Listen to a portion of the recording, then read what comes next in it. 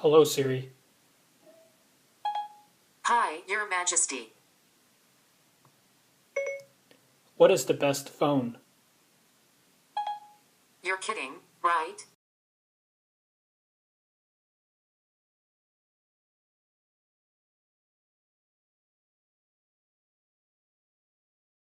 Good day, folks. Today I'm going to review this, the iPhone 5S.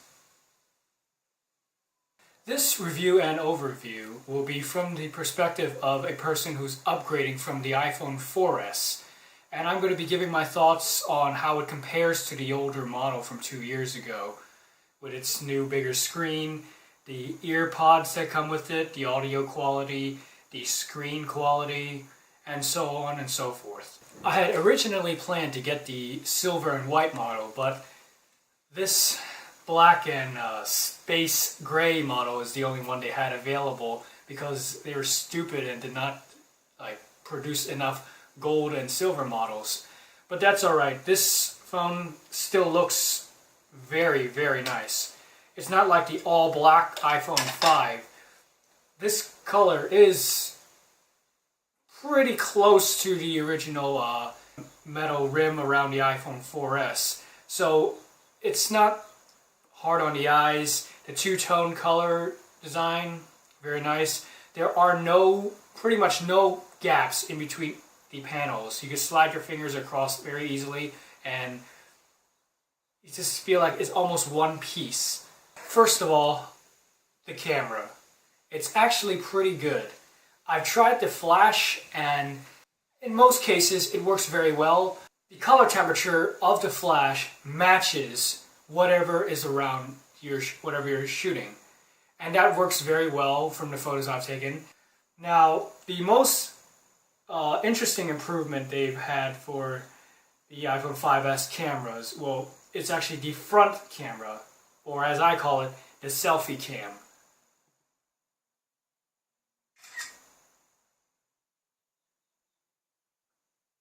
The photos from the front camera is much more crisp than the iPhone 4S, and because it now does video in 720p, you actually get 16:9 aspect ratio, which is a huge jump from the crappy VGA or whatever the iPhone 4S had. So I should be able to get pretty good video out of this thing now.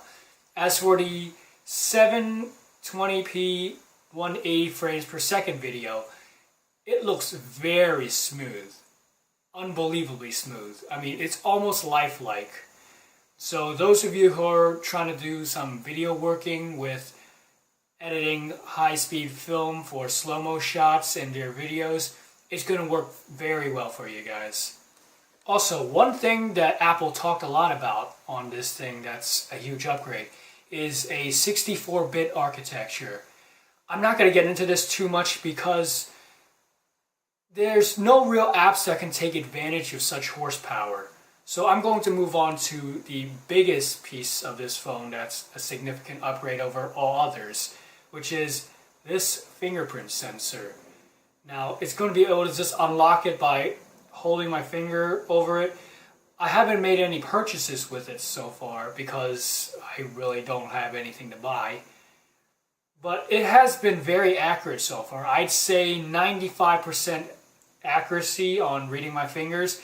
Do note that once you're scanning your finger for the first time so that the phone can recognize it, you got to continually move your finger around as you're tapping it to scan, so that way you can get the whole fingerprint and not just a piece of it.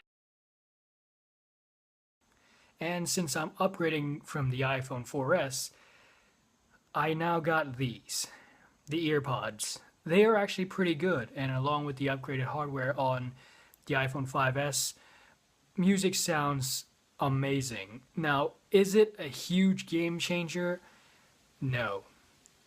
It's obviously better, but it's not $100 set of headphones or something. They're just earbuds.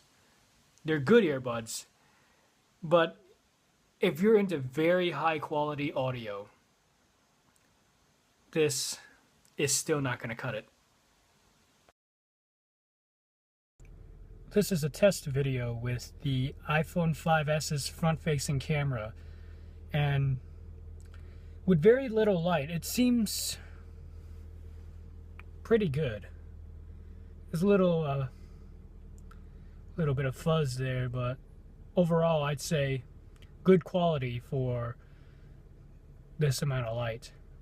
This here is the video quality with very little light on the rear-facing camera on the iPhone 5s. So, as somebody upgrading for the 4S, I really like this phone.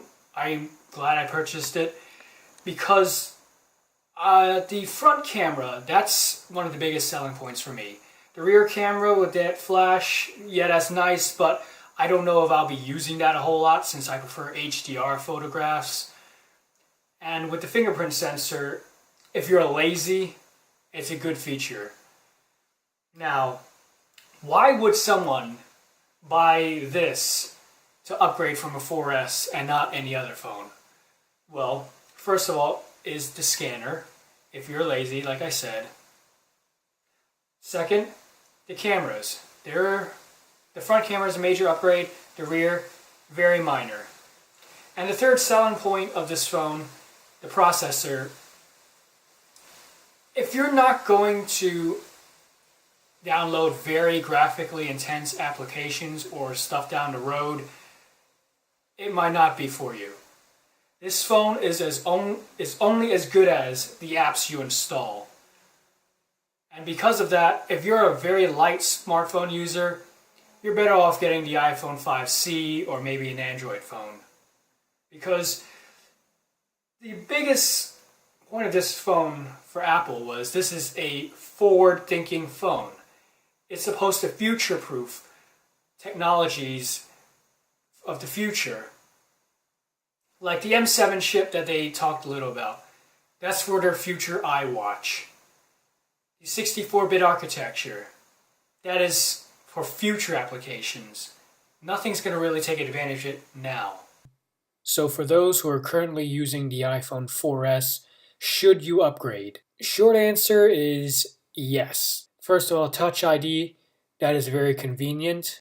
However, the 64-bit architecture, that's not going to be worth it for at least another year or two. The cameras, the front camera is a huge upgrade.